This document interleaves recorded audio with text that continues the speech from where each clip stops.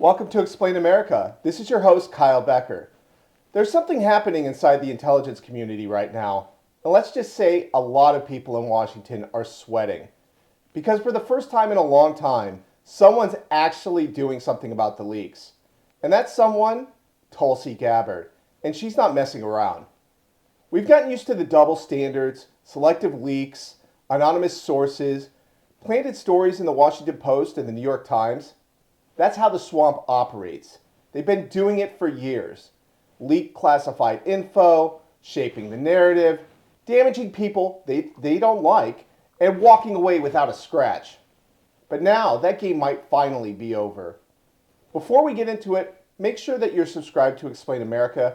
We're here to get out common sense journalism to the American people, and your support helps keep it alive.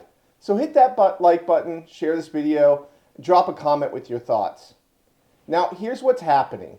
Director of National Intelligence Tulsi Gabbard just made 2 criminal referrals to the Department of Justice. Why? For leaking classified information directly to the legacy press. We're talking about career intelligence officials who thought they could use the media as a political weapon, and now they're facing potential prosecution. And that's not all. A 3rd referral is already on the way, and Tulsi has made it very clear. This is just the beginning. You know, the American people's trust in the intelligence community has been eroded and undermined really for decades. There have been intelligence failures, abuses of power, weaponization and politicization of the intelligence that the community provides. You talked about some of the examples of the things that our team that is made up of some of the most talented intelligence officers across the community who love our country and who have been so disgusted and betrayed by leaders who have weaponized it to serve their own political or personal interests. You've gone down a list of many of the things that we're doing. I'll mention a few here. First, you're right. It's not just as simple as saying, okay, hey, go and find these documents. We'll declassify them and release them tomorrow. As you can imagine, the more we dig, the more we find. And we see how people are sometimes, in some cases, resistant to providing us with those documents. In other cases, they have been hidden with the hopes that no one would ever find them. Related to the Senator Kennedy assassination files, the MLK assassination files, unlike the JFK files, these have never been scanned. They've never been digitized. These are pieces of paper, hundreds and thousands of them, that have been sitting in boxes at the National Archives and Records Agency.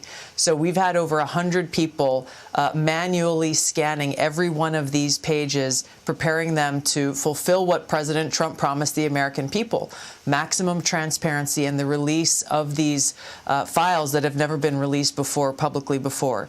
We're not stopping there. We know that not all of those documents have been turned over to the National Archives Agency. And so we've got teams out there going and searching in warehouses at the FBI, at the CIA, and other places to uncover related documents that for one reason or another were never turned over before. So President Trump is very serious, obviously, about working to achieve that maximum transparency. That transparency will allow us to bring about accountability around the Russia collusion hoax, for example. The more we dig, the more we find. The extent of the seriousness and the intent of that whole operation was very consistent with what we found in Stalin's operation. Show me the man and I'll show you the crime. It is disheartening to see these things, but it also provides us the opportunity to tell the American people the truth about what's been going on so that we can make sure we try to bring about an end to it and bring about that accountability.